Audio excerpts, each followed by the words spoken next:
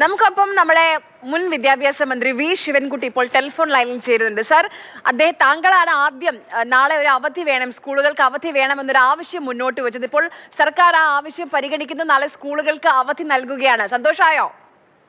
എനിക്ക് ഏറ്റവും സന്തോഷമായി, നമ്മുടെ കുട്ടികൾക്കും ഒക്കെ സന്തോഷമായി കാണും. 47 ലക്ഷത്തോളം വരുന്ന 1 മുതൽ 12ാം ക്ലാസ് വരെ പഠിക്കുന്ന കുട്ടികളെല്ലാം നാളെ ഇന്ന് രാത്രി ഈ ഫൈനൽ കാണുന്നതിന് വേണ്ടി ഗവൺമെന്റ് ഒരു സമാധാനത്തോടുകൂടി ഇതിന് കാണുന്നതിന് വേണ്ടിയുള്ള ഒരു അവസരം ഒരുക്കിയതിന് ഗവൺമെന്റിന് നന്ദിയുണ്ട്. തീർച്ചയായിട്ടും നല്ല കാര്യം തന്നെയാണ്.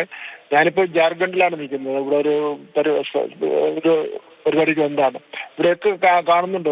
വലിയ ആഘോഷമാണ്. കുട്ടികൾ മുതൽ മുതിർന്നവർ വരെ ഇഷ്ടമുള്ള ടീമും ഇഷ്ടമുള്ള കളിക്കാരുടെ ഒക്കെ ബനിയനും കേട്ട് വലിയ ആഘോഷമാണ് കാണുന്നത്.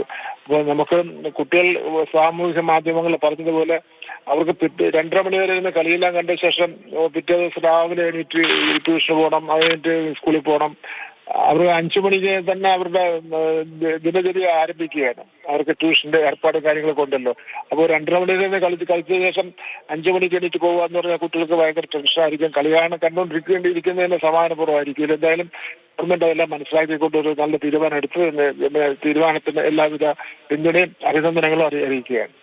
ഇപ്പൊ ജാർഖണ്ഡിലാണ് കളി കാണണ്ടേ ഇന്ന്? ഞാൻ വൈകുന്നേരം എത്തും. വൈകുന്നേരം 5 മണിയാകുമ്പോൾ എത്തും. ശരി ശരി ശരി. ആര് ജയിക്കുന്ന തോന്നുന്നു?